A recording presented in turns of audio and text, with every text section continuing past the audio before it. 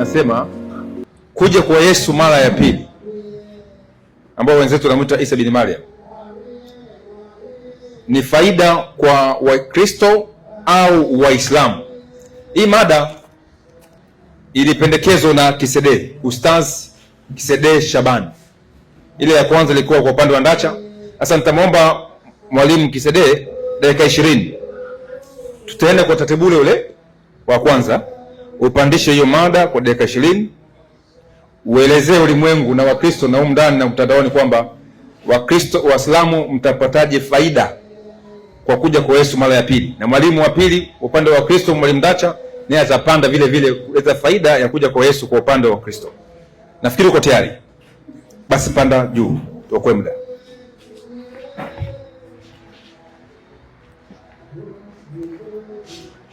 Assalamu alaikum warahmatullahi wabarakatuh. Na ndugu zetu katika Adam, tunawatakia amani ya Mwenyezi Mungu iwe kwao.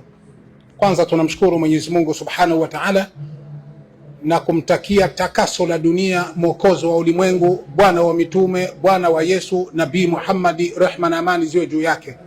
Ndugu watukufu Islam na wote ambao si Waislamu, bado tena tunamshukuru Mungu kuona tulivyoanza mada ya kwanza na tunaanza tena mada ya pili. Mada ya kwanza imekwisha, tunaingia kwenye mada ya pili, na mada ya kwanza hatutairudilia tena wala kuigusa, ila tutaanzisha mada ya pili kama isemavyo: kuja kwa Yesu mara ya pili. Ni wanani ambao watapata hasara kwa kuja kwake? Ni Waislamu au ni Wakristo? Hiyo ndio mada ya pili.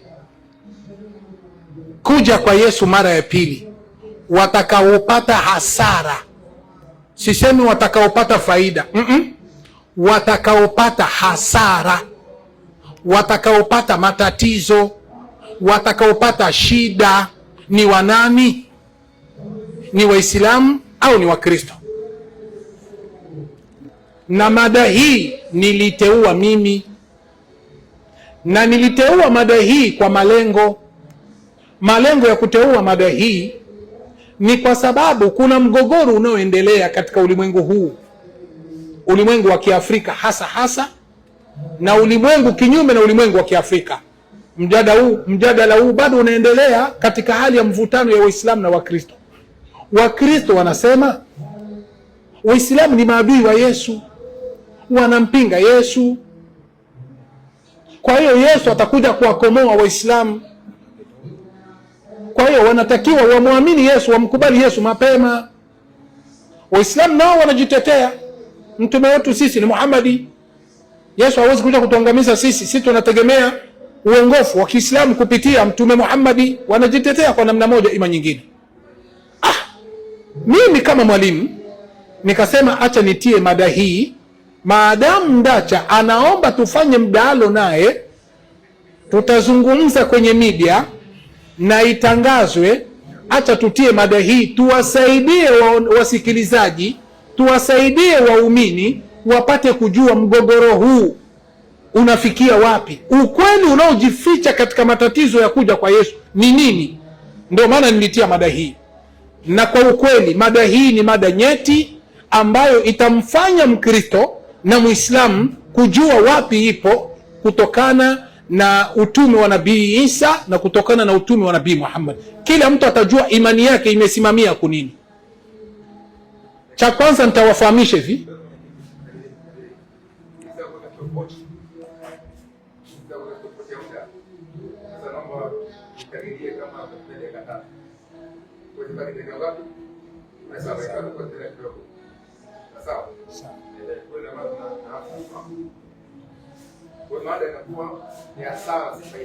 mada ni hasara.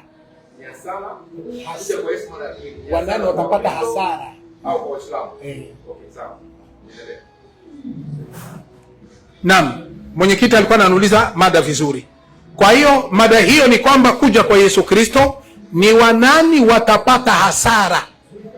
Ni Waislamu ndio watapata hasara au ni Wakristo ndio watapata hasara? Kwa hiyo ndugu zangu watazamaji, kuna kitu ambacho kinajificha katika mada hii. na ninawapa uhakika watu wote mfahamu, mada hii mara nyingi haiongelewi makanisani, na ikiongelewa makanisani ni kama kugusagusa tu, haiongelewagi kiundani kwa sababu yao maalumu wanazozijua waalimu wa Kikristo. Lakini leo mimi nitatoa siri inayojificha kwa ajili ya ujio wa Yesu Kristo mara ya pili, ili watu wapate kujua nini wanachokuwa wanafichwa makanisani kwa ajili ya ujio wa Yesu mara ya pili, na nitatumia vitabu vya Kikristo tu. Jambo la kwanza, tunafahamu Wakristo wanajua na Waislamu wanajua. Katika imani ya Kiislamu tunaamini kama Yesu atarudi mara ya pili, hilo tunalijua. Hawakusema Daudi ndio atarudi mara ya pili, au Ibrahim au Suleiman au Zakaria au Mtume Muhammad. Ameteuliwa Yesu, atarudi mara ya pili, na atakaporudi mara ya pili kuna kile atakachokifanya. Ana malengo ya kuja mara ya pili. Ukisoma kwenye Qur'an, ukisoma katika Qur'ani sura ya 4 aya 159, Saleh Farsi ufafanuzi wake inathibitisha hilo, kwamba Bwana Mtume Muhammad amethibitisha kwamba Yesu atakuja mara ya pili. Ukisoma Qur'ani 2115 tafsiri yake Saleh Farsi inathibitisha hilo, kwamba Bwana Mtume Muhammad atakuja mara Bwana Mtume Muhammad anasema kwamba Yesu atakuja mara ya pili duniani. Hiyo ni katika imani yetu sisi Waislamu, kwamba Yesu atakuja mara ya pili. Tunaamini hilo, hatuna nalo shaka kuja kwa Yesu mara ya pili. Tukiingia kwenye Biblia, Yakobo 5:7 mpaka 8, vile vile Biblia nayo inathibitisha kuja kwa Yesu mara ya pili. Kwa hiyo hatuna mgogoro na mvutano katika mada kama hii, katika hoja kama hii hatuna mvutano. Yesu atarudi mara ya pili, Qur'ani imekubali, Biblia imekubali. Sasa kama Yesu atakuja mara ya pili, katika kipengele cha pili, atakuja kufanya nini? Hapo ndio kazi. Kwanza tungelijua anakuja kufanya nini Yesu, alafu twende katika kifungo cha 3 na cha 4 na cha 5 ili niweze kumalizia. Tusomee Ufunuo wa Yohana 16:16, tafsiri yake, ufafanuzi wake katika Biblia ya uzima tele. 16:16 inasema, 16:16, Harmagedoni ipo kaskazini ya kati ya Palestina. Harmagedoni iko kaskazini ya Palestina, ikimaanisha mlima wa Magido. Twende kazi. Itakuwa ndio kitovu cha vita ya siku ile kuu ya Mwenyezi Mungu. Twende kazi. Vita hii itatokea kuelekea mwisho wa dhiki kuu na kumalizika wakati wa Kristo atakaporudi kuwaharibu waovu. Basi kumbe kuja kwa Yesu mara ya pili ni kuja kuwavunja waovu. Sasa hapo ndiko ambako Waislamu wako au Wakristo ndio wako. Kama hao waovu watakuwa ni Waislamu ambao Yesu anakuja kuvunja, sisi hatuna shaka na vitabu. Kama ni Wakristo hatutakuwa na shaka na vitabu, na ndio mada yetu inasema kuja kwa Yesu mara ya pili, anakuja kuwavunja wanani? Watakaopata hasara ni Waislamu au ni Wakristo? Ila tumepata Yesu amekuja kufanya vita na watu waovu. Hiyo uzima tele, ukurasa wa 1973 1973 inasema, naam, kushindwa kwa mpinga Kristo, mwisho wa dhiki kuu, Shetani atakusanya mataifa mengi pale Harmagedoni kabisa, chini ya uongozi wa mpinga Kristo kabisa, na kufanya vita dhidi ya Mungu na watu wake kabisa, katika vita ambavyo vitahusisha dunia nzima. Maelezo ya Ufunuo. Twende. Wakati huo ukifika, Kristo atarudi kwa uwezo wa Mungu. Unaona, Kristo Yesu atakuja kwa uwezo wa Mungu. Twende kazi. Na kuingilia kati ili kumwangamiza yule mpinga Kristo. Basi, kwa hiyo mpinga Kristo kuja kwa Yesu mara ya pili, Yesu anakuja kumwangamiza. Sasa kinachokuja sasa ni hiki.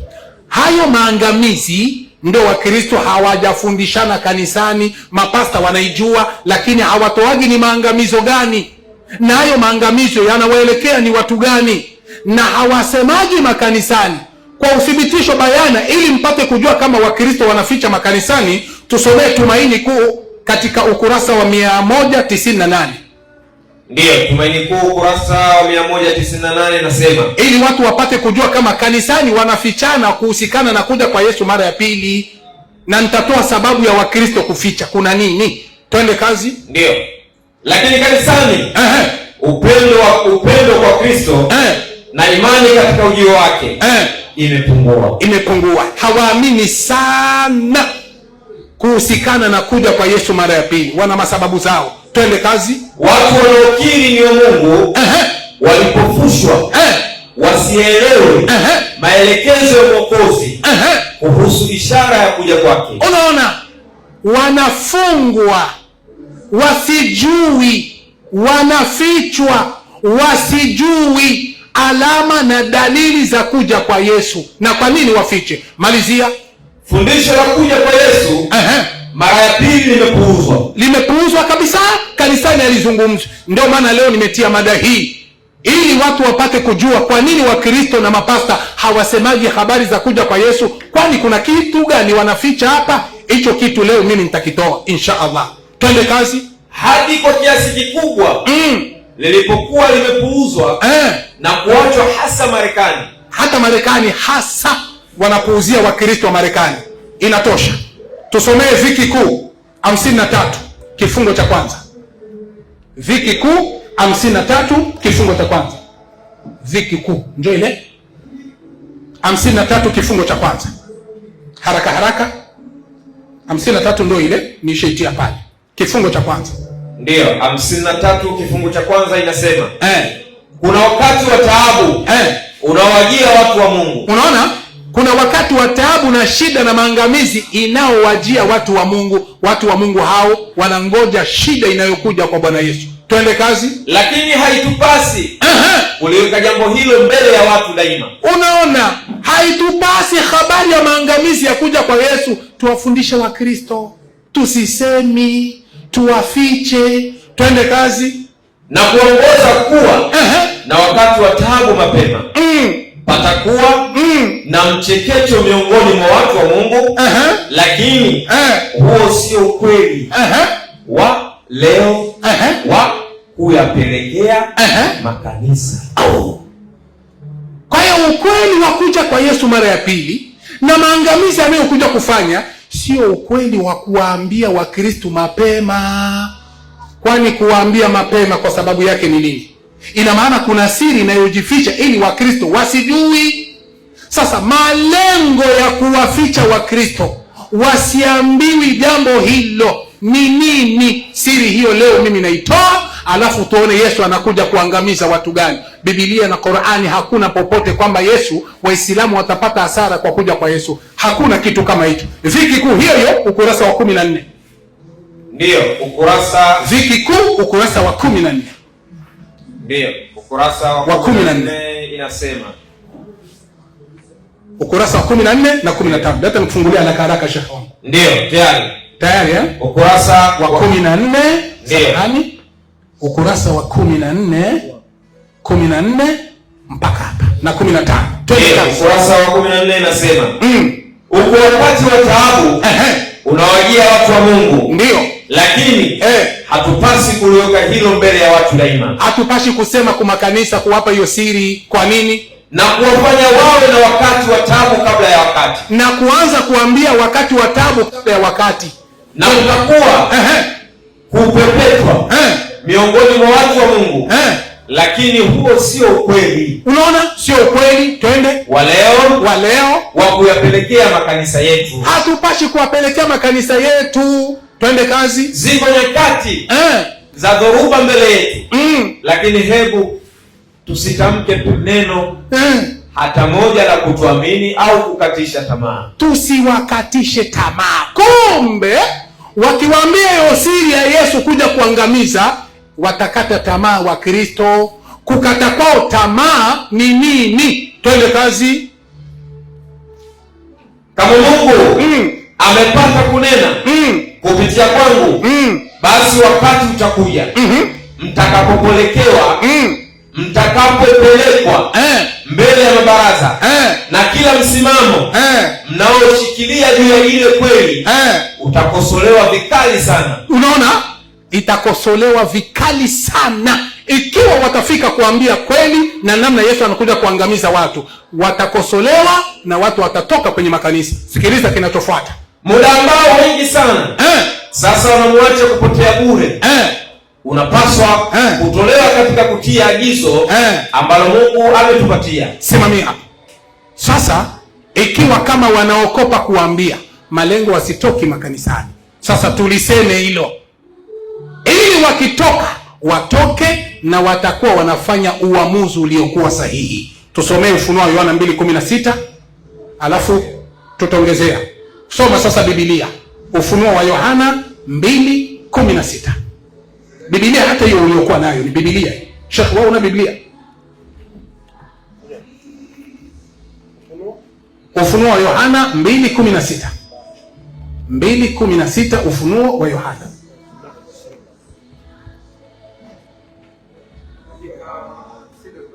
Sita nyingi Sheikh wangu. Sita nyingi sana.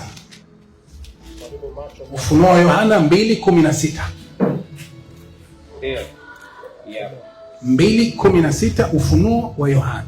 Ufunuo wa Yohana 2:16 inasema, basi tubu na usipotubu naja kwako upesi. Unaona? Tubu na usipotubu naja kwako upesi. Huyu ni Bwana Yesu anasema. Tubu, usipotubu naja kwako upesi. Sikilizeni sababu ya Wakristo kuficha. Yesu anasema tubu, usipotubu naja kwako upesi. Twende kazi. Nami nitafanya vita juu yao. Kumbe inakamilika. Kumbe usipotubu Yesu anakuja kufanya vita na wewe. Twende kazi. Kwa kuwa upanga wa kinywa changu. Unaona, nitafanya vita na wewe kwa upanga wa kinywa changu. Sasa haijulikani hapa Yesu anawaambia wanani. Yesu anakuja kufanya nao vita kwa upanga wa kinywa chake. Haijulikani ni Wakristo wala haijulikani ni Waislamu. Soma 17. Tuone ni watu gani hao. Yeye aliye na sikio na asikie. Yeye aliye na sikio na alisikie neno hili ambalo Roho anayaambia makanisa. Rudi tena. Yeye aliye na sikio, yeye aliye na sikio na alisikie neno hili ambalo Roho anayaambia wanani? Makanisa. Basi wanaoambiwa hapo watubu na wasipo utubu, Yesu anakuja kuwavunja na kuwatesa. Ushahidi kamili kulingana na mada. Yesu anakuja, atakapokuja wanani wataathirika, wanani watateseka? Kitabu kinasema ni watu wa makanisa. Twende sasa, hao watu wa makanisa ni kina nani wanaolengwa hapo? Tusomee Timotheo wa kwanza 4:1, lakini utupe ufafanuzi wake. Kifungo cha 3 na kifungo cha 5. Ndio. Haraka. Timotheo wa kwanza 4:1. Sawa. 4:1. Tupe sasa ufafanuzi wake. Nimetia alama kifungo cha kwanza na kifungo cha pili. Kifungo cha 3 njoo hapa. Kifungo cha 3 njoo hiki na kifungo cha kufuata njoo hiki. Kifungo cha 3 hiki na kifungo cha 5. Soma hii. Umaarufu wa mafundisho yasiyo ya kibiblia. Naam. Kimsingi utakuwa ni matokeo ya Shetani. Maliza. Akielekeza majeshi yake ya kipepo katika upinzani. Unaona? Mashetani, sababu kabisa tunataka tujue Yesu kuja kuvunja Wakristo makanisani ni kwa sababu mashetani yatapeleka watu wake wapi? Twende kazi. Majeshi yake ya kipepo katika upinzani uliozidi kwa kazi ya Mungu. Twende kazi. Kuja mara ya pili kwa Kristo kutatanguliwa. Sikiliza vitu vitakaotangulia kabla ya kuja kwa Yesu, na ndio maana akija anakuja kuvunja. Twende kazi. Kutatanguliwa na mkazo au nguvu. Unaona, kutatanguliwa na mkazo au nguvu kubwa ya Shetani. Kubwa ya kishetani itatangulia, ndio maana Yesu anakuja kupiga. Twende kazi. Imani itatangulia mbovu za kuwasiliana na roho za kuzimu. Kumbe imani ya kuwasiliana na roho za kuzimu zitatangulia, ndio maana Yesu atapiga. dini ovu zilizojificha, na dini za ovu za uongo zilizojificha zitakuwa zimeisha tangulia. Ndio maana Yesu anakuja kupiga, kupagawa na mapepo, kutokewa na mapepo na udanganyifu wa kipepo, katika dunia na wapi? Na ndani ya kanisa. Bas, Allahu Akbar. Ndio maana Yesu anakuja kupiga. Uasi wa Ukristo unaendelea, maovu yanaendelea katika makanisa, huku wanajua wanamtafuta Mungu, huku wanajua wanamhubiria Mungu. Ndio sababu mojawapo ya Yesu kuja mara ya pili ni kuja kuwapiga Wakristo wote. Hakuna Mkristo ataponyoka, na ndio maana hakuna andiko lolote kwamba Wakristo hawataponyoka. Hakuna. Malizia kifungo cha 5 haraka. Ndio inasema waumini waaminifu wasifikiri kwamba kwa sababu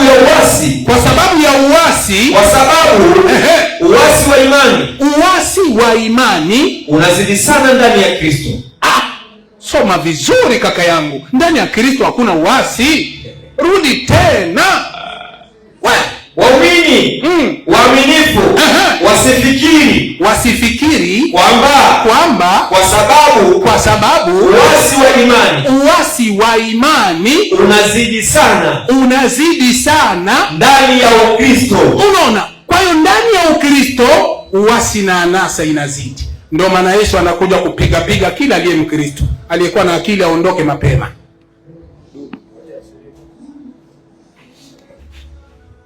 Haya, bila shaka amesikia mada hiyo kwamba kuja kwa Yesu mara ya pili ni hasara kwa Waislamu au Wakristo. Mwalimu kashashuka, na ingawa ningeomba walimu vitabu ambavyo mnavisoma, nilikuwa natumia message pale mseme kwamba ni kitabu gani. Najua ni kwamba kimetoka sehemu gani, cha wapi. Mimi navifahamu tayari kwamba ni Ziki Kuu kwangu binafsi, ila nimeulizwa message kwamba kitabu gani ili mtu pia aweze kurejea. Sawa? Hamna shida.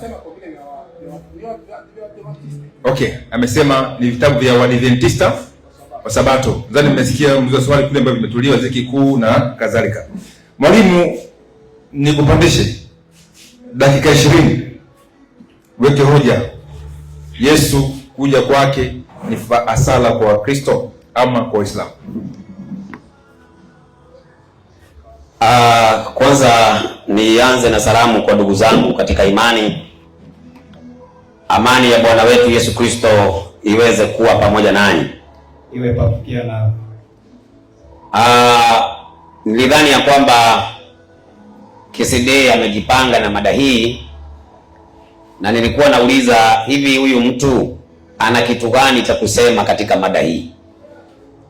Sasa nilikuwa hata nimechukua karatasi niandike, kwa sababu nilikuwa nadhani ya kwamba leo nitasikia mambo mgeni.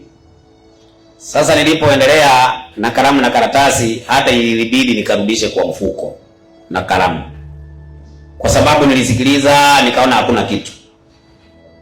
hakuna kitu. Nilidhania kwamba kuna maandiko yanayosema ya kwamba Wakristo watapata hasara Yesu akirudi.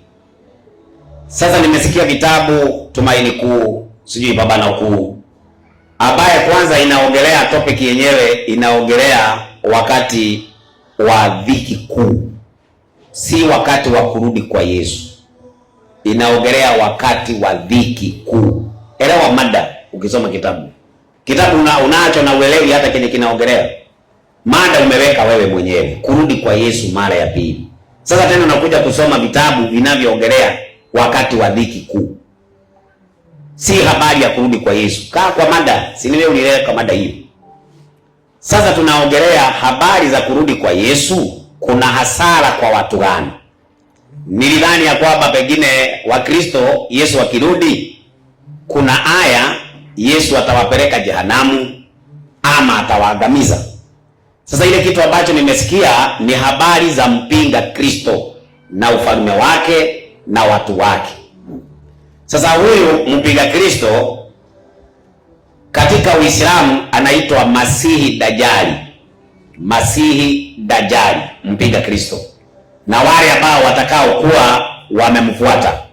Sasa msomaji, naomba nianze na Biblia. Mimi sitaenda kando kando, nitatumia Biblia kabisa, na kama itawezekana nipate aya 2 kwenye Qur'ani itatumia. Sasa msomaji, nisaidie, kitabu kinaitwa Yohana 14 mstari wake ni wa kwanza. Haya maneno Yesu anawaambia wanafunzi wake, soma tusikie. Msifadhaike mioyoni mwenu. Ndio. Mnamwamini Mungu, niaminini na mimi. Ndio. Nyumbani mwa Baba yangu na makao mengi.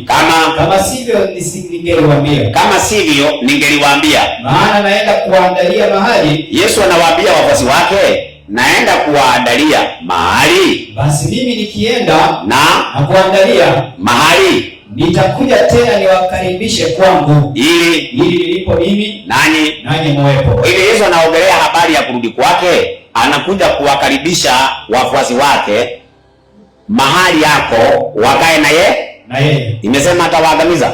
Atawakaribisha. Inasema watapata hasara? Hakuna. Sasa hawa wafuasi wa Yesu ni akina nani? Chukua Biblia ya Kiafrika kwanza, ukurasa wa 2218. Wakristo ni akina nani? Wakristo ni akina nani? Soma ukurasa wa 2210 huko nyuma, ndugu yangu, ukurasa huko nyuma kabisa, huko nyuma kabisa, ukurasa wa 2218. Inasemaje? Wakristo, wafuasi wa Kristo. Unaona? Kwa hivyo wale ambao wanamfuata Kristo, hao ndio wanaitwa Wakristo, ambaye Yesu anawaambia, ninaenda kuwaandalia mahali, na nikirudi tena nitawakaribisha kwangu, ili nilipo mimi nanyi mwepo. Yesu hajawaambia Waislamu hivyo, amewaambia wafuasi wake ambao ni Wakristo. Chukua hii Qur'ani, tafsiri ya Barwani, Qur'ani 5:47. Wale ambao wana hasara kwa kurudi kwa Yesu ni Waislamu, na inaeleweka kabisa na nitathibitisha. Wakiongozwa na Mtume Muhammad wako kwa hasara kubwa sana. Msomaji, nisaidie Qur'ani 5:47. 47 inasema, hawa ndio walimu ambao tulikuwa tunategemea watoe mada, tugojee vitu vya nguvu. Nguvu hamna kitu. Soma msomaji. Nasema, ndio, na wahukumu watu wa Injili, wahukumu watu wa Injili kwa yale aliyoteremsha Mwenyezi Mungu ndani yake. Sasa hapa tunaambiwa na Qur'ani kuna watu wa Injili, sio watu wa Qur'ani. Watu wa nini? Wa Injili. Asoma commentary yake. Na sisi tuliwaamurisha wafuasi wa Isa. Tuliwaamurisha wafuasi wa Isa, yaani watu wa Injili. Hao watu ambao ni wafuasi wa Isa ama wafuasi wa Yesu ni watu wa nini? Wa Injili. Ni watu wa nini? Wa Injili. Wanaitwaje? Wa Kristo. Kumbe wafuasi wa Yesu wanaitwaje? Wa Kristo. Wafuasi wa Yesu wanaitwaje? Wa Kristo. Na anawaambia katika Yohana 14:6, anasema, msifadhaike mioyoni mwenu, mnamwamini Mungu, niaminini na mimi. Nyumbani mwa Baba yangu mna makao mengi. Kama sivyo ningeliwafanyaje? Ningeliwaambia. Sasa tunamuuliza Yesu, sasa wakati utakapokuja ni kitu gani utakachokifanya, ili tujue Waislamu na Wakristo nani watapata hasara? Nisaidie kitabu cha Mathayo 25:31. Dunia mjue kuanzia leo Kisidei wakiwa na wenzake ni Solomon, Bogomun, Omiyun. Hawana kitu. Mimi nilidhani ya kwamba amechagua mada anaweza, kumbe hawezi, maskini wa Mungu. Soma andiko. Hapo atakapokuja hata Masale ningeomba unikubalie. Wewe Kisidei, ile elimu ambayo nimeona anaye, nimpee ndugu yangu hapa. Nimpee kabisa, nimpee huyu ndugu. Mwenyekiti unikubalie nimwachie hawa. Maana hawawezi hawa wako teketea. Soma msomaji. Hapo atakapokuja mwana wa Adamu. Hapo atakapokuja mwana wa Adamu katika utukufu wake na malaika watakatifu wote pamoja naye. Safi. Ndipo atakapoketi katika kiti cha utukufu wake. Maliza. Na mataifa yote watakusanyika mbele zake. Mataifa watakusanyika mbele zake. Naye atawabagua kama vile mchungaji abaguavyo kondoo na mbuzi. Safi. Atawaweka kondoo mkono wake wa kuume. Yesu ataweka kondoo mkono wake wa nini? Wa kuume. Alafu na mbuzi mkono wake wa kushoto. Mkono wa kushoto ni nani hapo? Mbuzi. Si mbuzi zina ndevu? Naam. Sasa tunauliza Yesu, si mbuzi wako mkono wa kuume, wako mkono wa kulia? lakini kondoo wako mkono wa kuume. Kondoo wako mkono wa kuume, lakini wako mkono wa kushoto. Hawa mbuzi ambaye wako upande wa kushoto ndio wana hasara ama ni kondoo? Msomaji, hapo soma 41. 41 nasema. Inasemaje? Kisha atawaambia na wale walioko mkono wako wa kushoto, ondokeni kwangu mliolaniwa, mwende katika moto wa milele aliowekewa tayari ibilisi na malaika zake. Kwa hiyo wale watapata hasara ni wale watawekwa mkono wa kulia, watawekwa mkono wa kushoto. Wale watakuwa mkono wa kushoto ndio watapata hasara. Hawa wa upande wa kushoto ni akina nani? Chukua Qur'ani tafsiri ya Mayunga ukurasa wa 433. Mtume Muhammad tuambie hawa wa upande wa kushoto ambaye watapata hasara na wataingia jehannam ni akina nani? Soma tusikie. Ukurasa wa 533. Qur'ani tafsiri ya Mayunga. Nasemaje? Anasema mtume huyu. Anasema Mtume Muhammad, wataleta watu katika umma wangu siku ya kiyama na watachukuliwa kupeleka upande wa kushoto. Wapi? Motoni. Na hiyo anasema watu wa kushoto wanaitwaje? Buzi. Wao kwa nini? Na Muhammad anasema hawa watu ni nani? Ni nani? Kwa hiyo Muhammad ni Wakristo ama Waislamu? Na wataleta upande wa nini? Wapi? Motoni. Ndio sasa. Bwana Yesu asifiwe. Amina. Mungu Yesu kabla ya motoni. Sasa hivi unaanza kusoma sababu. Unafanya mazoezi kwa vita. Sasa unajenga kaida hii kitu. Dini teketea yangu muda wote. Roho baba yako ndani yangu. Hamwezi. Labda mbele mkubwa shetani mlete. Majini mwalete. Lakini mimi gani? Bure kabisa kuna kitu. Ili kama kitu hii hapo tunaoja. Wewe kuna kitu. Sasa Biblia inasema mkono wa kushoto, lao tena mkono wa kushoto, wale jana. Muhammad anasema wale wako mkono wa kushoto. Ni mmoja. Hapo ni msema dabo. Sikiliza naeleza. Lakini kwa sababu sasa hapo, nataka nionyeshe kwa nini Waislamu waupenda sana. Tuna wana tatu, 16. Kama mzao kama sana. Ili kama ndio ndio. Kama ndio tezi wanaita watu. Ni maji. Mungu mzuri. Unaona hizi. Kwa maana hizi hii. Mungu anipenda mwenyewe. Hata kama mwanamke. Hata kama mwanamke. Hii kama dunia sasa. Hai, baada ya uzima safi. Maana Mungu wetu ambaye ulimwengu ya huko. Aisa, bali ulimwengu kupeleka kile. Amani yeye. Yule anayemwamini mwana wa Mungu haukubali. Asiyemwamini amekwisha kuhukumiwa. Kwa hiyo Waislamu sasa ndio wanapata. Kwa sababu wanakubali Mungu. Yesu akija tena wanaje? Qur'ani 19:71. Hao watu wa finali jahannam hadi binafsi abadan.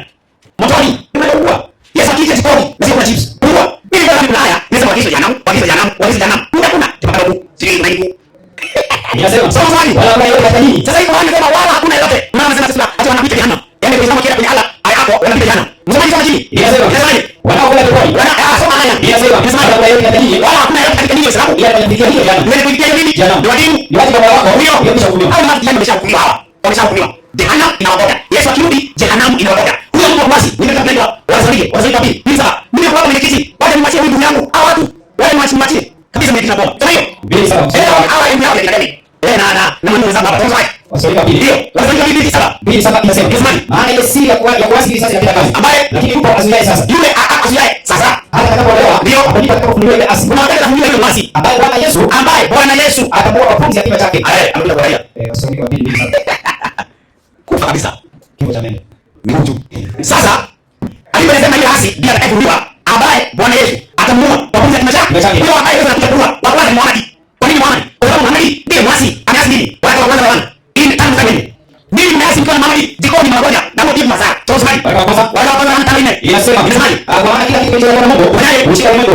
Ndio kushika ulimwengu. Ndio hiyo ni yetu. Safi. Kushika ulimwengu. Nani? Isipokuwa yeye ndiye kwa Yesu. Nani? Ni mwana wa Mungu. Ndio yeye ni mwasi. Ndio yeye ni mwenye Yesu. Ambaye yeye anakuja Mungu kwa kinywa chake. Nani ameasi? Na bila imani yetu. Zilizo Qur'an. Qur'an 6:100. Muhammad na watu wake wameshaasi. Yesu akija anauliza. Tofauti. Yesu anasema aya ya moja anasema inasema inasema ndio yeye ndiye kwa dinga kazi safi na mtikaje awe bwana haya mke na imani yetu Yesu maana na ile asi ile ile Mungu mwazo na yeye Yesu maana sema bwana lakini na Yesu maana kwa sana maana jua basi si Yesu akija kuja kwa mbele za baba ila sala Yesu akija anawakataa sasa tunauliza Yesu kwa sababu utakuja ni watu gani utakaye kufufua na ni watu gani ambao hawatafufua Yohana 5:22-23 tunasikia Yohana 5:23 inasema Yohana 5 hasa ni kwa sababu Yesu kuna saa hata tume kwa sababu atakaa ajire yani kwa Yesu anasema wafuasi wangu ni Wakristo. Kama wanachome, atakwambia asimame kile wafuasi wake wakakae. Wafuasi wa Mungu wataenda kwa nani? Wafuasi wa Yesu wataenda kwa Yesu. Wafuasi wa Mungu wako kwa kushoto. Wafuasi wa Yesu wako kwa kulia. Wafuasi wa kushoto wako kwa kulia. Asante. Soma msomaji. Inasema 25. Ndio. Amina bila. Sasa inakuja. Na sasa ipo. Ndio. Wako katika Biblia 5:22. 25. Baba hukumu yote. Baba hukumu yote. ni safi. Hili watu wote wamheshimu Bwana. Ndio kama vile wanavyomheshimu Baba. Maliza. Asiyeheshimu Bwana. Yule asiyeheshimu Bwana, amheshimu Baba yeye. Amheshimu Baba yeye. Hao ni Bwana. Amheshimu Bwana. Amheshimu Baba. Maliza. Amina ndio yeye. Amina ndio yeye. Yes, yeye ndio. Na kuamini yeye aliyepeka. Ndio. Na uzima wa safi. Wala hiyo kumwoni. Twende. Bali alipita kutoka mautini. Maliza. Ndio uzima. Maliza. Bila ndio yeye. Sasa kula sasa. Safi. Watakaposikia sauti ya Bwana wa Mungu. Sauti ya Bwana. Sauti ya Bwana wa Mungu. Ni Mungu. Amina. Kama ndio masia. Wale wasikia nani? Hao wasikia nani? Maliza. Wale wasikia watakuwa hai. Watakuwa hai. Hao wanakusikia jamaa Mungu. Baada ya kifo. Wale ambao wanamjua jamaa Mungu watakuwa hai. Wasanja wa ile. Wasanja 15. Sasa ili kwa kina wanakuwa hai. Hata kama siku nyingine bila gani. Kuna kila wanaku simu. Tena mbele. Vitu haifai kulipa hadi. Hizo ndio mbeba. Kumbe ndio. Tuna inasema kwa kuwa tuambie haya kwa neno la Bwana. Ndio basi sisi hai. Sisi tu hai. Tunaposaidia hata wao kwa Bwana. Maliza pika tutamwambia wao. Kwa hiyo ilikwisha kulala mauti. Kwa nini? Kwa sababu Bwana mwenyewe anashuka kutoka mbinguni. Moja mwalimu na sauti ya malaika mkuu. Safi. Na tunapata Mungu. Maliza. Na wale wale katika Kristo. Na wale wale katika Kristo. Na wale wale katika Kristo. Wakufufuliwa kwanza. Kwa Kristo ni wanafufuliwa kwanza. Wale katika Kristo wasema lugha. Kwa hivyo wanakuja kufufuliwa wote. Kutoa. Sasa hasara iliyoko kwa Waislamu ni kwamba Waislamu Yesu atakapokuja anaweka mkono wa kushoto na waambia ondokeni mliolaaniwa mwende katika moto aliyowekewa Ibilisi na malaika zake. Tunayo Waislamu wao pamoja na malaika wa Ibilisi.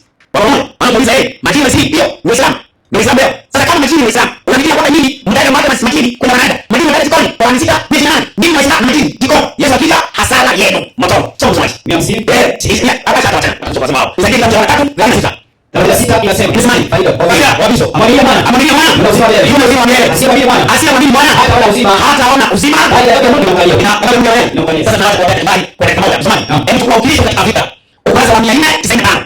495. Isome. Inasema kisimani. Hata kifanyike nini? Hata kifanyike nini? Kwa Kristo katika ulimwengu huu. Kwa Kristo katika ulimwengu huu. Wa Kristo wanatumaini furaha. Wa Kristo wanatumaini furaha. Kwa siku moja. Yesu atakuja kukusanya wapendwa wake. Yesu atakuja kukusanya wapendwa wake na kuwa pamoja nao milele. Na kuwa pamoja nao milele. Kwa hiyo Yesu atakuja kuchukua wapendwa wake. Wa Kristo si nani? Si Waislamu. Waislamu jikoni na ngoja. Kisede. Kutoka Yesu sahihi. Kabla hajaenda kuchomwa mara hii. Naona sahihi. Ndio nafanya mazoezi kwa wale wa vita. Fanya wanakuja. Nimekuwa kile. Bwana asifiwe. Tambii. Okay. Bwana asifiwe. Sasa pande zote dakika 20 zimejia ndio mpenda Ustazi Kisede Shabani. Uleta mada ambayo ni unique. Mbona kusikia katika mitandao toka mwaka 1995. Sasa upande zote zinamalizika. Kabisa kangu. Unaingia sasa muda wa maswali. Mwanikaza. Dakika 10. Sasa nikumbusha mada leo nzuri kama mwenyekiti naelewa. Dakika 10 Kisede. Ambaye kabisa muda wote tu. Sasa kama afya wewe unataka kuvuka tu usipale. Asante sana mwenyekiti, mwenye hekima zake. Sasa Nacha alipofika hapa, jambo la kwanza amesema ndio mada hii. Nilidhani Kisede ataleta vitu vipya. Mwenyekiti, mimi naona Kisede acha nimwatanishe tuna yule kama nani yule, ndio nani? Abel Shiliwa. Maana anishushe mimi kwa kuongea na Abel Shiliwa. Ndio anachokileza hicho. Nikaona huyu mnisema kwenye mtandao kwamba Kisede tafuta wapo kusaidia. Kama ndio basi tafuta, kama nasi tafuta, usaidiwe. Bila basi kusaidiwa, lakini yeye anaanza kutafuta usaidizi baada ya kuona ukubwa wa mada. Anaanza sema mwashimu. Hiyo ni nini kashiba? Anaanza kutoa. Ndio anaanza kutoa kama asaidie. Ukimleta yule hata kuwa na nivyo kuongea na mimi. Na mimi nitamcha mwingine kuongea naye. Kwa sababu kama tunatosheka. Ushaanza kukoresha au tena uwezo, basi mimi nitakaa niwaache sasa wengine waendelee. Unajua wao watakusaidia. Ndio maana yake kwa sababu kwa sheria mimi sijui. Nashindwa kwa imani. Sasa ulisema hivi. Eti kama Yohana 14:1. Inasema kwamba Yesu atakurudi atakuja kuchukua watu. Mwenyekiti Yesu atakuja kuchukua Kristo. Mungu ndiye anakuja swali. Akisema Yesu anakuja kuchukua Kristo, anasema anakuja kuchukua. Na ukilipa hapo hapo. Kwa hiyo usipati. Ukitaka uulize watu gani mimi nitakupa. Alafu kumeweza kusema katika kitabu cha Biblia ya Kiafrika ukasoma ukurasa wa 2218. Soma 2218. Nimaliza hoja zake zote. Hakuna mambo amethibitisha kwamba Yesu atakuja kufundisha Kristo. Hakuna. Ngoja kabla uendelee. Anachokuja kufundisha Nacha, amefundisha kwamba Uislamu wataingia motoni. Ndio mafundisho yake. Katika dakika 20 amefundisha Uislamu wataingia motoni. Uislamu watakuwa kuna kulia. Uislamu watakuwa hivi. Sio mada yetu Nacha. Sio mada yetu. Maana ni kusema hivi, Yesu anakuja atawaangamiza hawa au hawa. Kama ni Uislamu, toa andiko, Yesu atawaangamiza Waislamu. Itamta usidhanie wewe.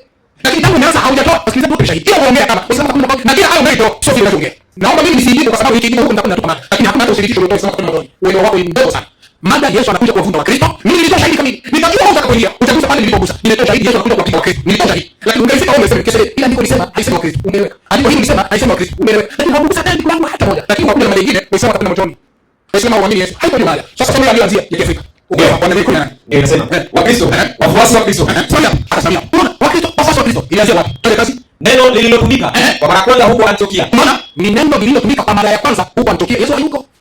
Ukisoma sasa kitabu cha Mlima 125 wamesha pale. Ni wakati ndio wanakuja nchini mara ya kwanza. Sasa unakuja kutuelezea Ukristo wa kipagani. Wakati ndio unakuja Yesu.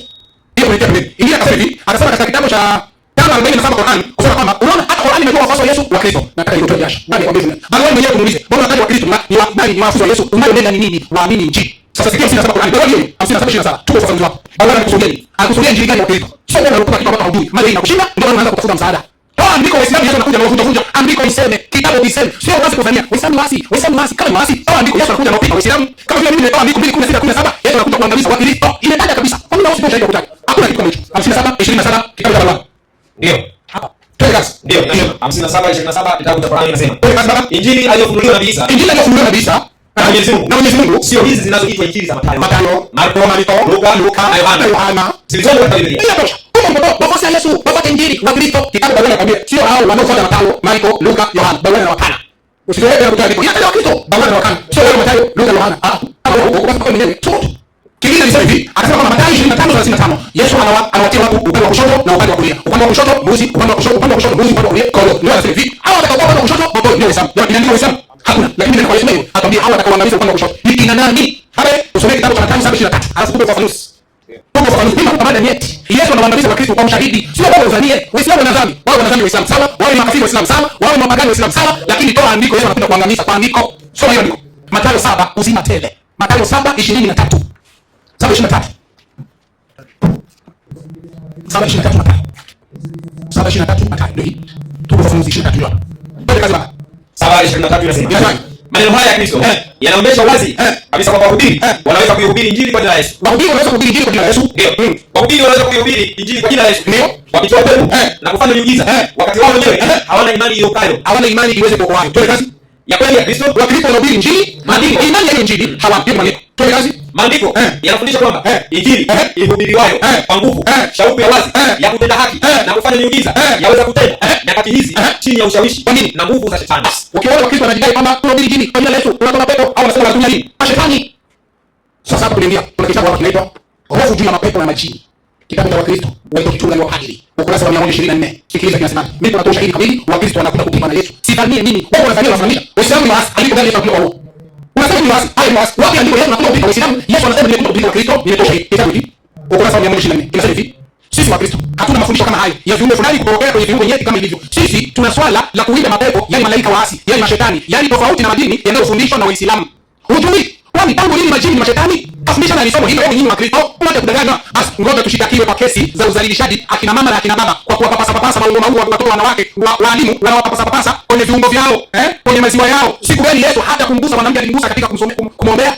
Wapi Yesu alitoa mapepo kwa namna hiyo? Mbona kama tunatumia kweli jina la Kristo hata kumgusa mtu mwanamke kwa ubaya? Uzuri wa jina la Yesu si kulitamka tu. Ya nini tuwavue wagonjwa wetu wanawake mablausi, sidiria na sketi na wanaume mashati tunawafananisha na tunawatoa suruali yao sisi wa Kristo. Bali sisi wa Kristo tumewaua. Ndio maana basi Yesu amejiandaa kutukataa siku ile ya mwisho akisema hakutujua kamwe, atatudhalilisha na tutakataliwa na Yesu. Na ile ya juu Yesu atawachoa. Ndio maana hiyo. Yesu anakuja kuwafunja Wakristo. Kwa nini Yesu anakuja kwa Uislamu? Utapata.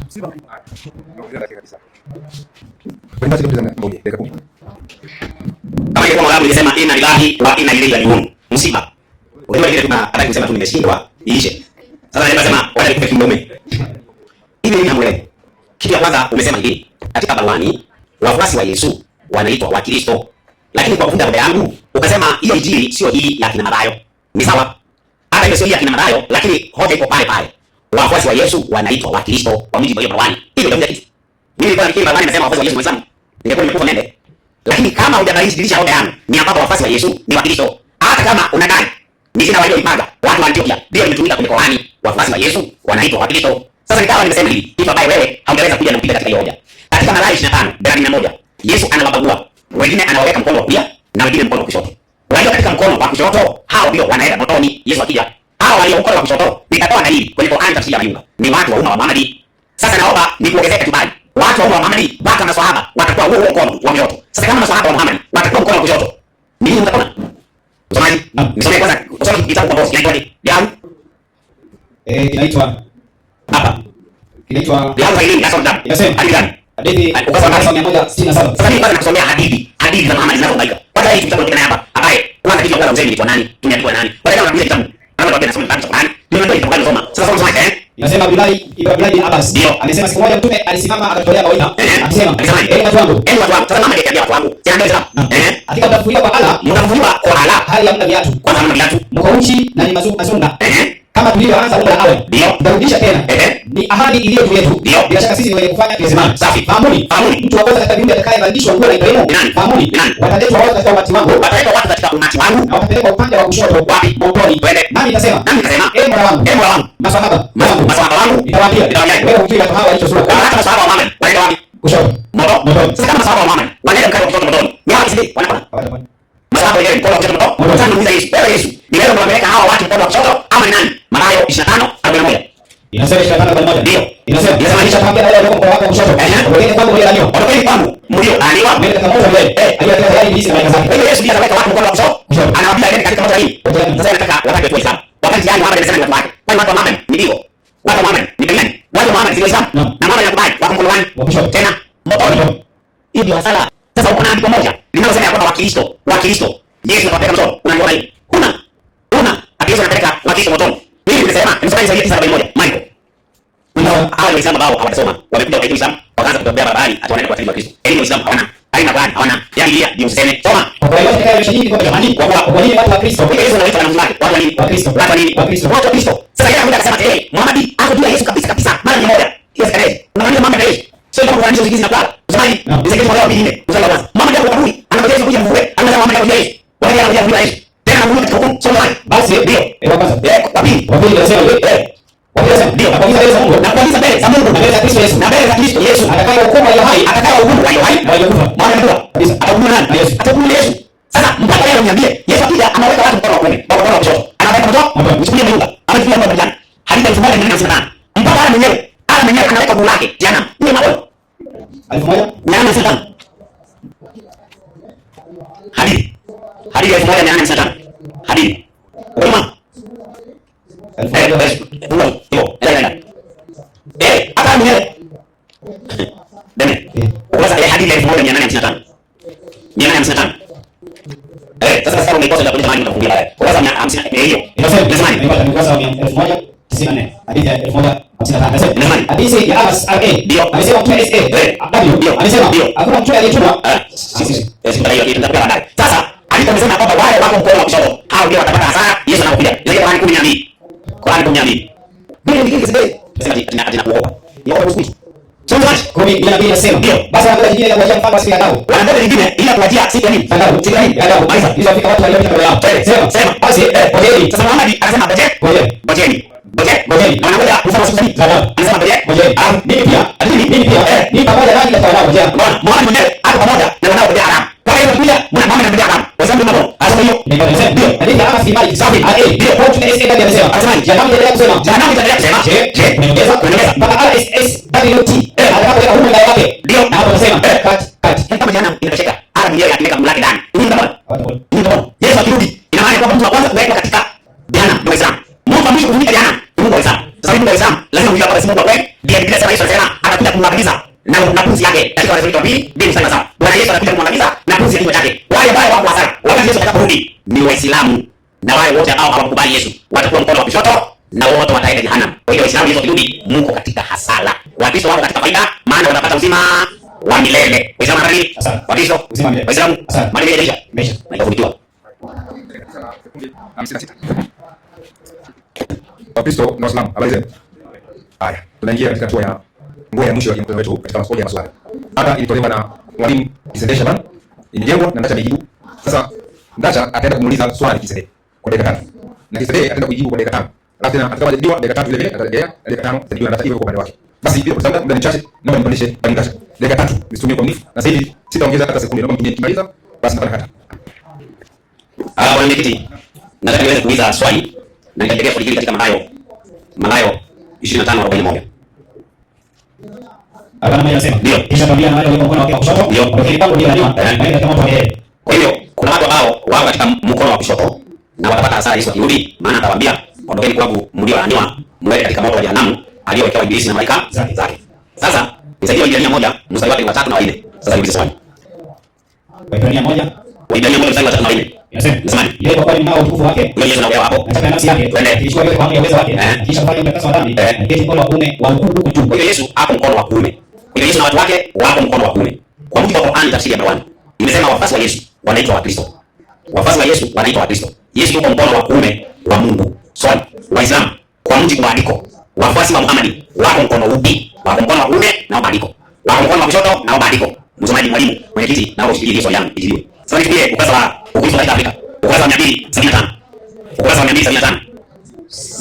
Ukurasa wa 275. Watu walio katika dini zisizokuwa za Kristo, watu ambao wako kwenye dini ambaye si ya Kristo, wanatafuta msaada kwa miungu, wanatafuta misaada kwa miungu au kwa roho kutoka kwa Mungu. Maliza. Kwa Mungu wa kweli. Twende. Hatimaye wanaweza kudanganywa kujikuta wao ni watu wa ibilisi na mapepo yake. Kwa hiyo watu wote ambao si wa dini ya Kristo wameshadanganywa na wao katika hali potea. Sasa yeye katika ukurasa wa 495, 96.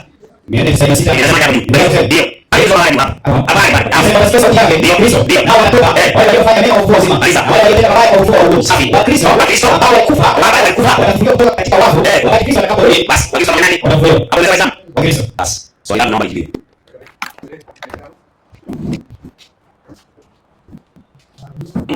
Nashukuru sana mwenyekiti. Kabla sijaweza kuingia kwenye swali lake nimeandika hapa ndio tayari. Namshangaa Ndacha. Ndacha ameingia mara mingi. Aisha Msoko, Mungu atashamguru motoni, sijui Waislamu pale motoni, sijui Waislamu duniani. Huko watu wanaenda kufanya nini? Ndio sababu nikwambia umekosa mada. Hii mada ni nyeti na hauna uwezo kuijibu. Na ndio maana mshakwenda mbali. Ushagusa kila kitu kile ili basi kueleza mada yako. Ndio sababu nilikwambia usiwe unakurupuka kuongea na walimu wakati mwingine uwezo kuongelea mada uimalize. Mada Yesu anakuja kupiga wa Kristo au Uislamu. Narudi tena. Kila andiko nililolitoa la Yesu anakuja kupiga vita wa Kristo ila namna haigusi. Ila huko naongeza na kutetea. Hapana, wa Kristo watasufuriwa ni watu wa Yesu. Sijipata kwanza lakini kabla sijaenda nataka nijibu swali lako. Mathayo 25:31-41. Yesu anawaweka watu siku hiyo ya kwanza misa watakaokuwa kushotoni na watakaokuwa kuliani. Ameuliza Waislamu watakuwa kushotoni au kuliani? Sio mwenyekiti.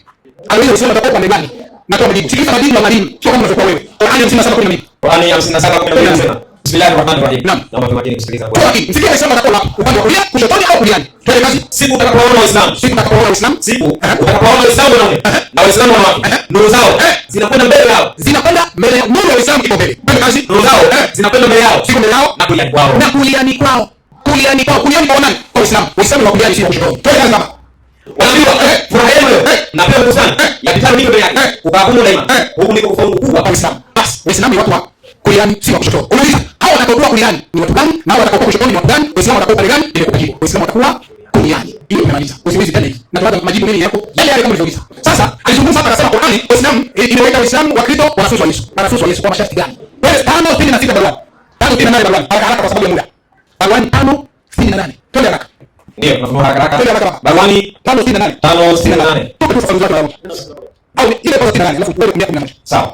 68 inasema hivi. Naam, 5:68 barua. Ndio, 5:68 inasema. Ufafanuzi wake haraka. Twende haraka ufafanuzi wake inasema. Naam. Ewe mtume, waambie watu wa kitabu. Waambie watu wa kitabu. Hakika nyinyi hamtakuwa mnafuata. Nyinyi hamtakuwa mnafuata. Yaani watu wa kitabu, yaani wa Kristo na Wayahudi. Hamtakuwa mnafuata. Ewe mtume, kwa niaba ya wasikilizaji wetu. Ndio. Ewe mtume, waambie watu wa kitabu, yaani Biblia. Hakika nyinyi hamtakuwa mnafuata dini sahihi. Ila mtapozitangaza hukumu zote za Torati na Injili na mkazitenda na mkiamini Qur'ani iliyoteremshwa na Mwenyezi Mungu kwa mtume wake kwa ajili ya kuomba watu na injilika. Ewe mtume, inatosha. Ili mpate kwa watu wa Yesu. Qur'ani inasema ni mpaka muamini Injili kwa sawa na kuamini maneno ya Mtume Muhammad. Usitumie Qur'ani, wewe ndio sisi. Tunapiga hii kwa majibu. Sasa unajua mimi kuna Qur'ani. Ndio. Na nilipofunulia wanafunzi wa Isa kwamba waliamini mimi na mtume wangu nani wakasema tumeamini na shuhudia kwa sisi ni Waislamu. Wanafunzi waliofuata Yesu waliitwa ni Waislamu. Nilitaka kupiga goma hapa kama Yesu Muhammad anamuokoa. Lakini basi ndio nimekwisha. Jambo la mwenyekiti, bado masikitiko mengine. Tumeongeza mengine ya pili. Nimeuliza mkono wa kuume wa Yesu. Alikuwa umetoa. Yesu anasema atawabagua kama kondoo. Sasa ndiko nilichotoa hapa. Inasema watakuwa mkono wa kuume wa Yesu. Sasa itakuwa kumeni ya Uislamu. Sasa wewe mfahamu. Kumeni ya Waislamu. Sasa ndiko nilichotoa hoja. Sikizeni. Kama mmeelekea katika andiko hili. Msomaji. Nisaidie 25. Wala bila mambo hayo. Kwangu kusikia andiko. Nipitie. Mimi sasa mtakuwa kuja hata niweze kuenda masala. Sio naongea. Sasa ndio watakuwa kuliani ya Waislamu. Si kuliani ya Yesu. Yesu anaweka watu kulia na kushoto. Sasa nyinyi mtakuwa pale gani? Hebu si swali. Inaonekana Yesu. Soma kisha tuambia wale walio mkono wako kushoto. Ndio. Watu soma vizuri. Nasema kisha tuambia wale walio mkono wako kushoto. Mkono wake wa kushoto. Mkono nani? Wa Yesu. Mkono nani? Wa Yesu. Wale wako mkono wa kulia. Wale nani? Wa Yesu. Wale wako mkono wa kushoto. Sio wale nani? Sio wale. Nikauliza Waislamu mtakuwa upande gani? Hizo ndio. Kwa maana inaongea. Sima inaongea katika kulia. Yeye ndio anasema kwa kulia Waislamu. Wewe Waislamu wanasema kwa nini? Tunaongea kurudi kwa Yesu. Baada mtachagua wewe. Sio mimi nichapia. Sasa leo hii swali kwa mada atakuliani ya Waislamu. Sasa kama iko Waislamu wakirudi, ni nani watakuwa hasara? Ile mada. Mada iko Yesu akirudi, watakaokuwa kwa hasara ni akina nani? Mimi nikauliza Waislamu, Yesu akirudi, mtakuwa upande gani? Upande wa kulia au upande wa kushoto? Msemaji, ndio. Na mshuhudia, ayuba, wazamtana. Wazamtana. Qur'ani nasema ayuba. Wazamtana ndio ndio kusoma. Anasema mtume Yesu kidali. Maliza, wanaleta watu katika malango. Wao mimi nasema sikizeni sasa. Wanaleta watu katika malango siku ya kiyama. Siku ya kiyama. Watatumia kupeleka upande wa kushoto. Yesu kwani anasema upande wa kushoto. Watu maana ni upande gani?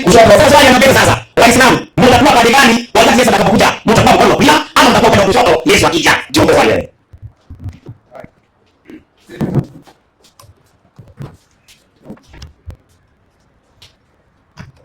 Niwaambia, Ndacha hana mada, hana hoja. Umeanza nisema hivyo, mnapoka ndani wakati kumkoa kuongea Yesu, sio wa Kiislamu, nimemaliza kila kitu, nikajua kila kitu. Nimemwonyesha hivi, wale watakaokuwa upande wa kulia, watakuwa wanafunzi wa Yesu. Hilo haikatai. Haikatai. Kwanza mimi 57:12. Qur'an inasema Waislamu ni wakuliani, sio wa kushoto. Nimempa. Wale watu wa kushoto si Waislamu, wakuliani ndio Waislamu. Kisha nikampa 5:111. Kwa sababu watu watakaokuwa kuliani, si wale wa Yesu, si watu wa Yesu. Sasa tumepata wale watu wa Yesu ni nani? Mfano, rudi Qur'ani, 5:111. 5:111 Qur'an. Wale wanafunzi wa Yesu wale ambao watakuwa kuliani ni nani? Sio mimi. Tena narudia. Soma hiyo. Ndio, 5:111 Qur'an inasema. Tunasoma aya. Na nilipowafunulia wanafunzi kwamba niamini mimi na mtume wangu, wakasema nilipowafunulia wanafunzi gani? Na Yesu. Anafunulia nini? Ndio. Wakasema wanafunzi niamini na shuhudia, tumeamini na Mungu shuhudia kama sisi mwaminifu mbele yako, kwa sisi ndio Waislamu. Sheria sana. Mtume, watajia umma wako yaliyotokea kwa nani? Ulipoanza hivi kikundi cha watu Isa. Kikundi cha Isa, waliomfuata Isa, wakumbusha watu wako. Na wakumbusha Wayahudi. Waamini Mwenyezi Mungu. Waamini Mwenyezi Mungu. Na mtume wake Isa. Na mtume wake Isa Yesu, waamini. Na wakamwitikia. Wakawaambia wanafunzi wake. Wale wanafunzi wakasema kujibu majibu ya Yesu. Na wakasema, wanafunzi wakasema, tumeamini wewe Mungu. Na shuhudia yeye wewe. Na wewe shuhudia kama sisi wanafunzi wa Yesu tumemwamini. Na shuhudia yeye wewe mlezi. Shuhudia wewe mlezi. Kwa sisi wanafunzi wa Yesu tumesafisha nia zetu. Tumesafisha nia zetu Na tunafuata amri zako. Na tunafuata amri zako. Yaani Waislamu. Wanafunzi wa Yesu walikuwa ni Waislamu. Unauliza sasa watu wa Yesu watakuwa mkono wa kulia. Na wao watakuwa mkono wa kushoto. Waislamu watakuwa upande gani? Nimekuonyesha Waislamu ni wasehemu ya upande wa kulia na tunapata wanafunzi wa Yesu walikuwa Waislamu na wale wanafunzi wa Yesu ambao Waislamu watakuwa mkono wa kulia wa Yesu. Sio kitu ndio kwa hiyo. Hayo ndio mfano usikie umesikia nataka kuvuruga tu. Ametoa katika kitabu cha Mayunga anasema kwamba siku hiyo watu wa umati wako wengine watapata maandalizi. Atakuwa katika Mayunga Riyadh 167. Sasa majibu yake hawa ambao wataingia motoni watakuwa ni gani? Hawa umati Muhammad ni watu gani? Tusomee majibu yake katika hadithi ya Mtume Muhammad, hadithi ya 1213. Tusikilize kwa kina. Hadithi ya Asma binti Abu Bakr radhiallahu anha. Amesema Mtume Muhammad sallallahu alaihi wasallam, yani hadithi 1479 ndio ni sorry. Hadithi ya Asma binti Abu Bakr radhiallahu anha. Amesema Mtume Muhammad sallallahu alaihi wasallam, amesema hakika mimi itakuwa nimesimama au ili nimuone atakayekuja kwangu. Mtume anasimama kwenye pepo lake. Mungu anampa Mtume Muhammad pepo lake. Kwa kazi ili nimuone atakayekuja kwangu miongoni mwenu. Nimuone atakayekuja kwangu miongoni mwenu. Na baadhi ya watu watachukuliwa karibu yangu. Kuna baadhi ya watu watachukuliwa karibu yangu. Nitasema mimi Muhammad ndiye pepo nitapewa. Mambo yatakayokuwa peponi nitasema. Mola wangu. Hao ni miongoni mwangu. Hawa ni miongoni mwangu. Na ni miongoni mwa umma wangu. Na ni miongoni mwa umati wangu. Ni Waislamu wangu. Kwa kazi akasema hivi unajua walichofanya baada yako wewe Muhammad au wewe Muislamu, lakini unajua walichofanya wallahi waliendelea kurudi nao walianza Uislamu. Hao ni miongoni motoni ni watu walioacha Uislamu wakawa Wakristo jamii marafiki. Sasa kwa sababu andiko Wakristo kitabu cha 2:16-17 ufunuo wa Yohana 2:16-17 2:16-17 2:16-17 tupe baba tupe. Hakuna popote pale ambako utapata kwamba Yesu anakuja kupiga Uislamu, uwezo kupata. Ile utakayopata ni mambo kama salatu. Uislamu ni wasi, kwa hiyo unaweza kupiga wasi. Kwani andiko Yesu anakuja kuvunja wasi Uislamu? Mimi nimekupa maandiko yanataja kabisa la Kristo. Yesu anakuja kuvunja. Na watu andiko kama hili. Sio nakuzania. Ufunuo wa Yohana 2:16. 2:16 Ufunuo wa Yohana. Soma basi hapo. Twende kasi. Inasema 2:16 Ufunuo wa Yohana. Naam. Basi tubu. Na usipotubu na yakwako upesi. Mimi Yesu anaenda kwa upesi. Nami nitafanya vita juu yao kwa upanga wa kinywa. Inatosha. Yesu anasema hivi, tubu na usipotubu naja kwako upesi, nitafanya vita juu yako kwa upanga wa kinywa. Yaani Yesu anakuja kuvunja wale ambao hawakutubu, Yesu anakuja kufanya vita juu yao. Swali langu, hao watu ambao Yesu anawaambia hapo kwamba atakuja kufanya vita nao ni Waislamu au ni Wakristo? Asante. Kwa andiko hatutaki mambo ya kuzania. Dakika moja ipo. Kama dakika moja ipo, msomaji, tusome kitabu cha Mathayo. Soma Mathayo. Mathayo 21:10. Mathayo 24:11. Mathayo 24:11. Anza sura 13:25. Mathayo 13:25. Kwa hiyo dakika moja. Ili nisiende mbali na dakika zangu. 13:25 Luka. Dakika kisha. Inabaki kule sasa. Ate. Hapa maliza. Ushafungua. Basi so. Naona haitaisha dakika. Sekunde ndio. Ndio. Wakati nyumba atakaposimama kufunga mlango. Nani? Kaanza kusimama nje na kurudisha mlango. Kuna watu ndio wameingia peponi, anaingia mbinguni, anafunga mlango, kuna watu wanatokea. Ndio sababu nilisema haitaisha. Asante. Nirudie swali. Aje tu.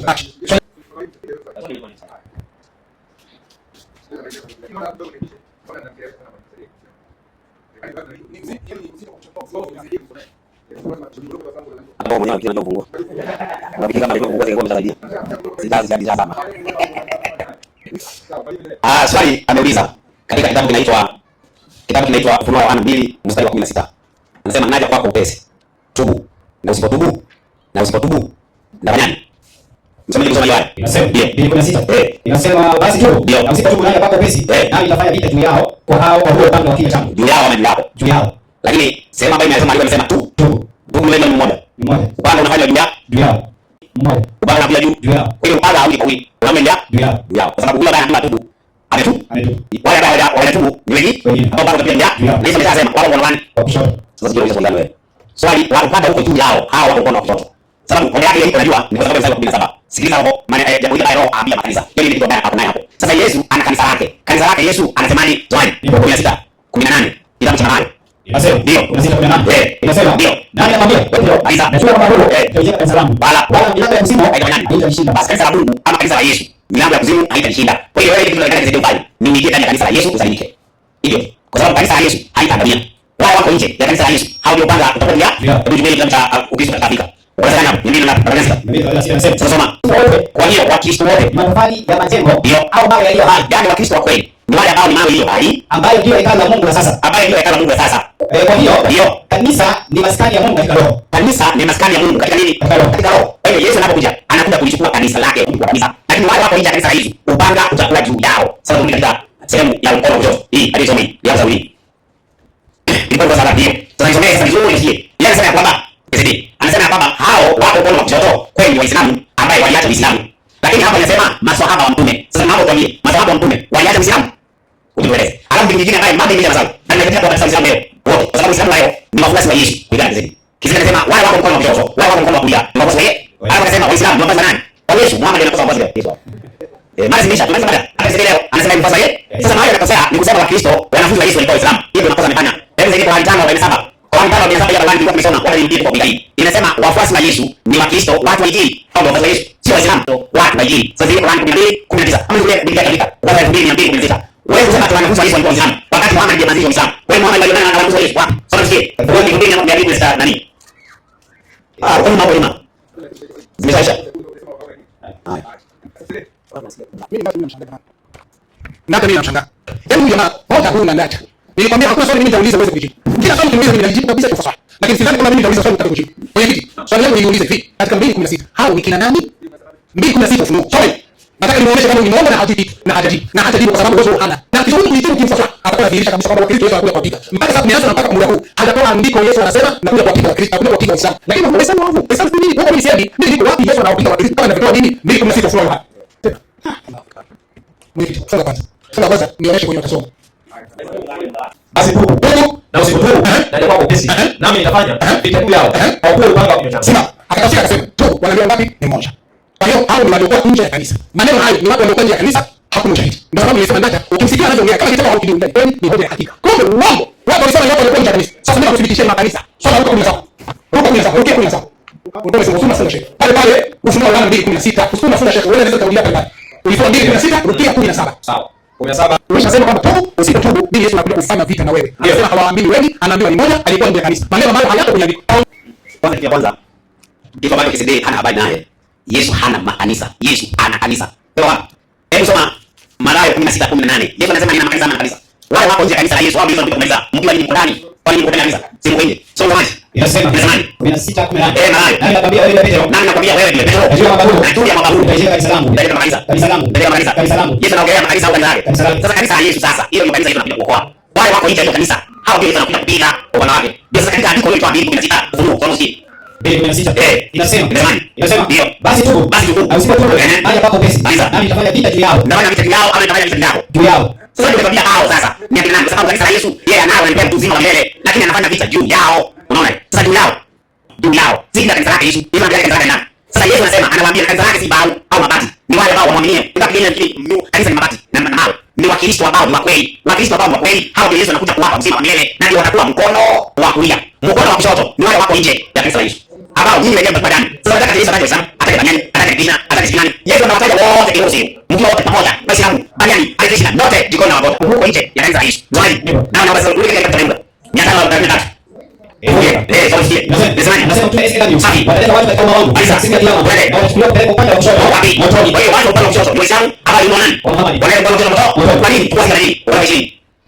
Wewe unakaa leo chakanya kwa Uislamu. Ana nini lakini kabisa anakuja nini? Nataka ndio Uislamu. Sio nisikie kwa mashini. Asili ya mashini. Ndio. Ukurasa wake Wa 20 nasemaje? Nasema Twende. Maiza. Wapenda kwa hizo za kuozesha shetani.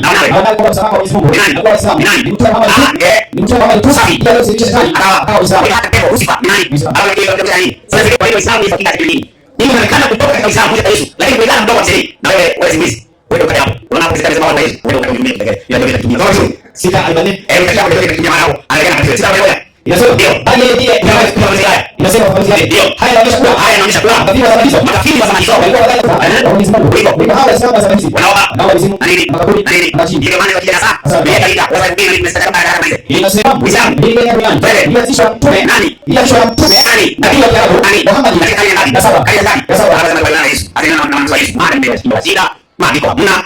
Kisha inaitwa kalas na inaishia hapo. Fugeni dawa kutoka kwa Muhammad kuja kwa Yesu.